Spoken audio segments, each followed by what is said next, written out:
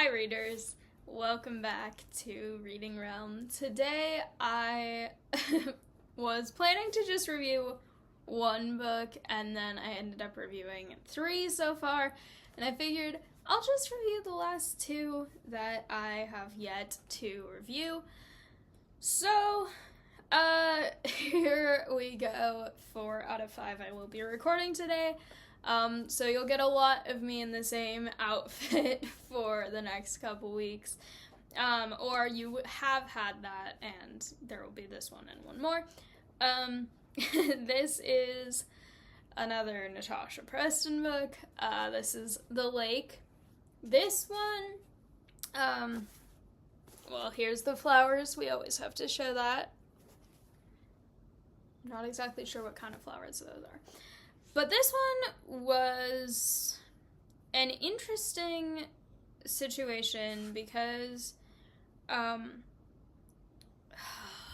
it's basically the premise of this one is that they are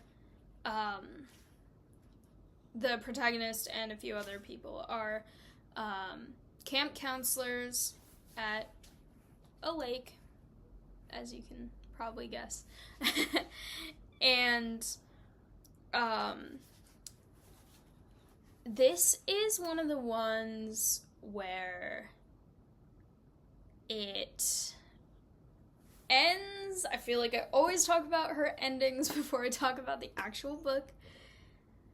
It ends in a way where I am very mad about the ending, but also I can kind of see a way where it would possibly be able to be resolved, although it would be difficult, in kind of the same way as The Cabin, which is one where I said the ending was not good for the characters, but it it could have been something that got better eventually. Also, the reason I'm so far to this side is that I have a pug on my chair, and he is snoring, so he's very cute. But this book is also really interesting because I feel like it's kind of combining some of her other plot lines a little bit, or at least I can see sort of similarities. Like The Dare, I talked about how that one is really interesting because it's less about figuring out who did something and more about how are we going to hide what we did. And this one, there is kind of a little bit of that where they did do something, and it's not like they killed anyone or something like that, but something did happen and someone got hurt because of it, and they were afraid of getting in trouble, and they didn't say anything. And they also didn't realize that the other person was hurt, which I think is important to mention. But something did happen when they were younger, and that sort of comes out as the book goes along. But also it's interesting because they are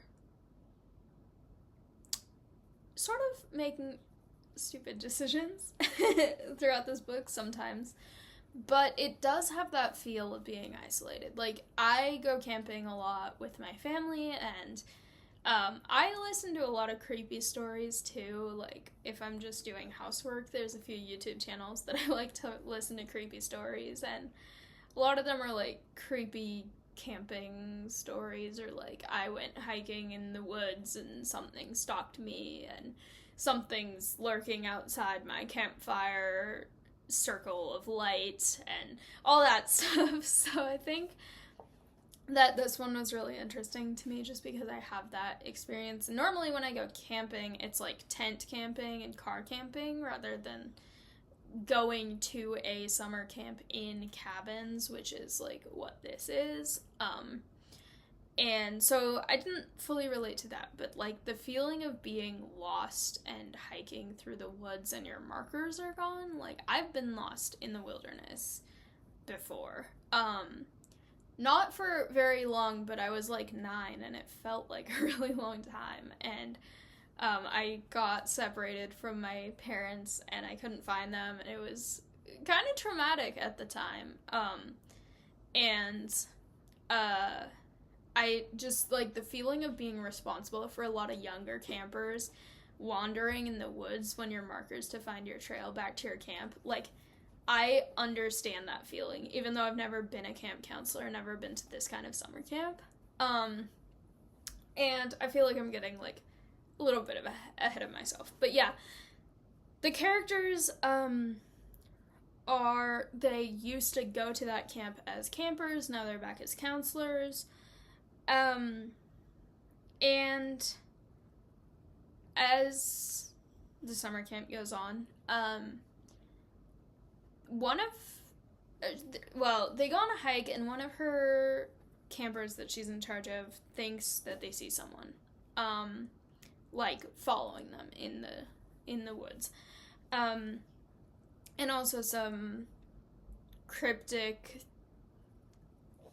threatening-ish messages start to appear. Just things sort of start to get worse. And a lot of people brush it off as, oh, this is a prank. One of the counselors or one of the campers is doing a prank. Cover it before the campers see it and get scared. And it's like, hey, counselors, don't mess with people kind of thing. It's not, like, taken seriously at first. Which I feel like it kind of that's, like, in a lot of the creepy stories, the thing that I feel like gets the people in trouble is that they'll hear a noise that they don't know in the woods and be like, it's probably nothing. It's probably, like, a deer or something, and it's, like, some 15-foot creature stalking them, and, you know. And I feel like, it is kind of the logical thing to, like, justify it as, this is a prank, this is, you know, it's just someone making a really bad taste joke. Like, there's not actually a serious danger. And especially if you're trying to protect younger kids, that kind of makes sense to have that, because you don't want to freak them out, but you also don't want to, like, if this was taken too seriously in front of the kids, it would cause panic, but you also don't want to completely disregard a threat in case it might actually be a threat. Like, one of the threats that was, like, if you try to contact the police or the outside world, for help, like, bad stuff's gonna happen. Which I'm not gonna say exactly what, because that would be a spoiler, but it's, like, stuff starts to kind of escalate, and they're like, maybe we should start to take this a little bit seriously, but still try to keep the campers out of it. Like, don't let them see this, paint over it, don't let them freak out. But they start to kind of figure out stuff's going wrong. But also, on the topic of stupid decisions, sneaking out is a common stupid decision in Natasha Preston's books, and I'm not saying exactly what happens with the sneaking out, but sneaking out does happen at some point, and it's stupid decisions. But I personally think that this was a really, really interesting story because of the way that the characters interacted, because with some of the other books, it's like a body's been found, someone is killing people, that's not really a debated fact, that is happening. And with this, it's really interesting because since they're not sure whether this is a prank or an actual serious threat or something at first, it leads to kind of some suspicion among the group in a way that makes it interesting, because it's like division among the people that like, you should be able to rely on these people. These people should be the ones that you are able to trust and team up together against whatever is out there. But it's like, well, maybe this is a prank. Maybe someone is just doing this in really bad taste, and then, like, if they are, who is doing it, you know? And it's not just one of them pranking the others. If you couldn't tell by the fact that this is a Natasha Preston book, there is actually a person who is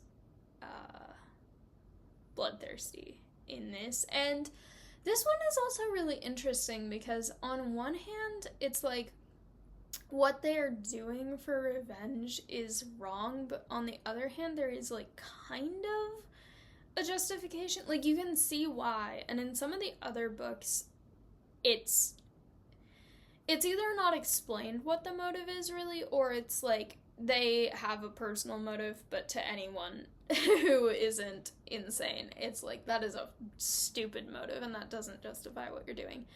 This person, I feel like, is a little bit more justified in a way, but still what they're doing is really, really not okay to be doing. But that makes it a really, really interesting dynamic. And I feel like that's kind of why the ending of this one, I don't think, bothers me quite as much as some of the other endings. I'm still upset with this ending, and I think initially when I read this, again, I finished this a while ago, and I'm only just now getting around to reviewing it. But when I read this initially, the ending bothered me a lot. And then since then, I've read a couple more of her books, and I feel like I have kind of, like, looking back on the ending now, it's like I could see a way where this doesn't just end really badly for this character. Like, it does end badly for the character. But it's like, if I imagine what happens, like, 6 months later, maybe. And I talked about how I did that with the twin. I kind of wrote myself an ending that fixed it.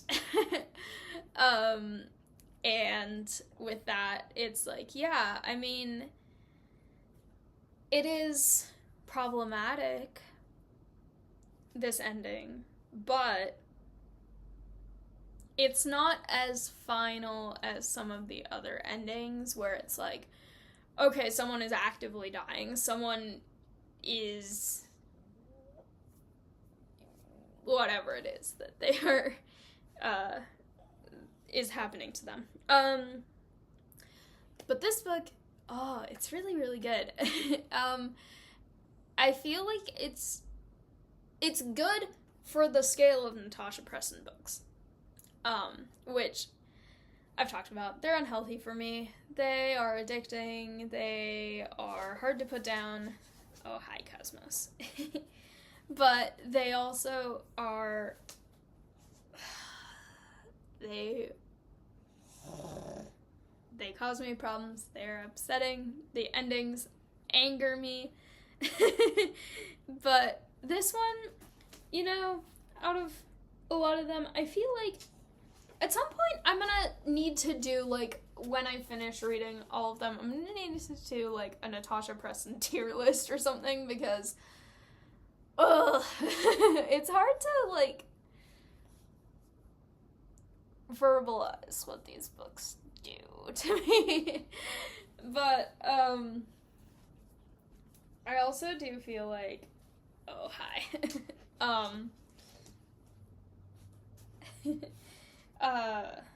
This one is not I don't think it's my favorite, but it's also definitely not my least favorite. And the ending is not the worst ending. It's an ending that is still very cliffhangery. It's still very Natasha Preston-y ending of, how dare you end it like this isn't an ending, kind of thing. But with that being said, it is also like, you read it and it's not a good ending, but it's like, but I could kind of see how that would, you could fix it, and it's hard to say how I would fix it, because, again, spoilers, when I talked about how I rewrote another chapter for ending the twin that kind of made it better, my one hint about what that is was security cameras with microphones. In this one, I will just say forensic evidence.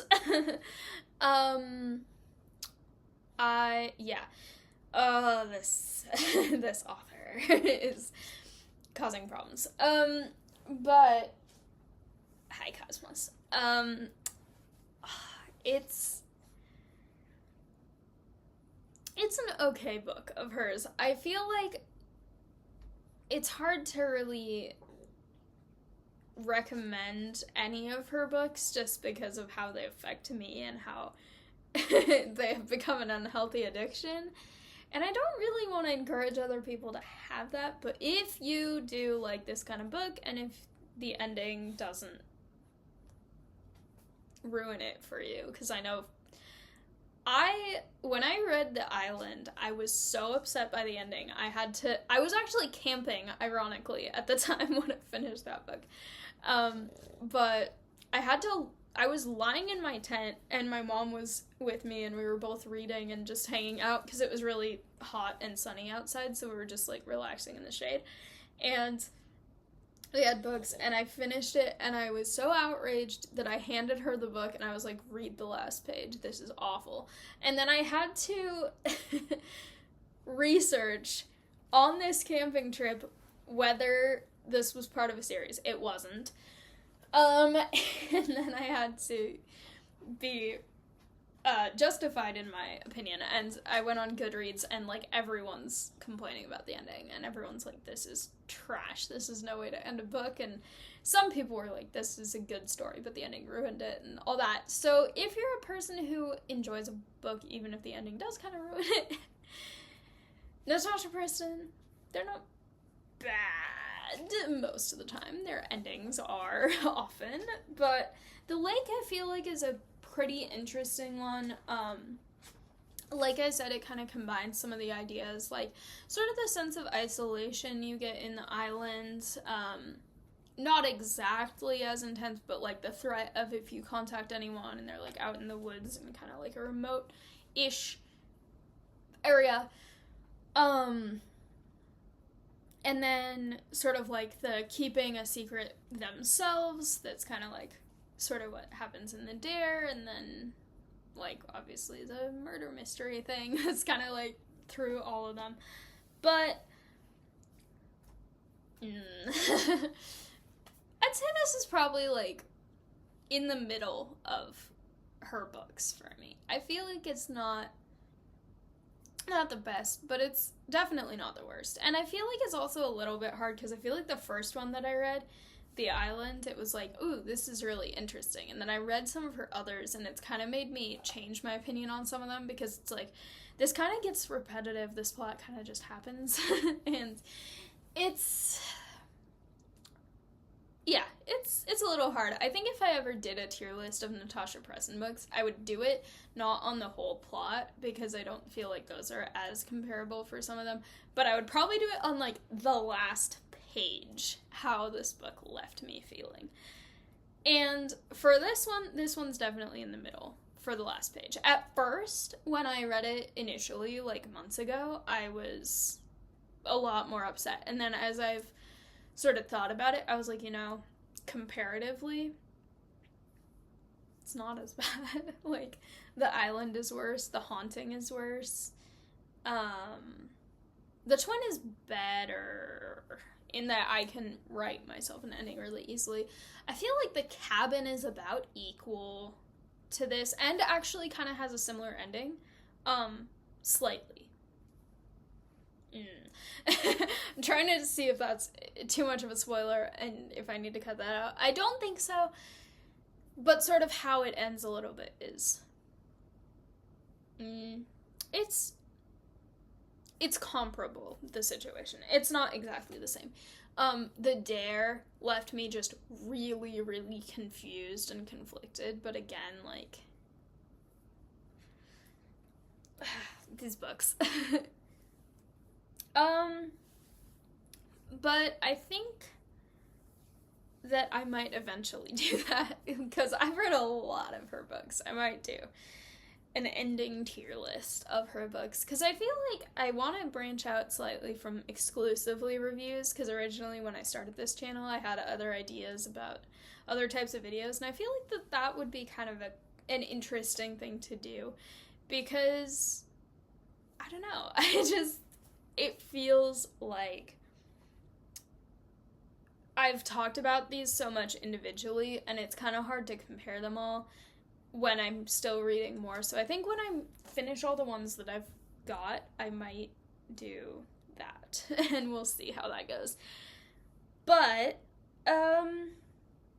with that, let me know what you're reading. Let me know if you've read this book and what you thought of it, preferably without giving too many spoilers in the comments.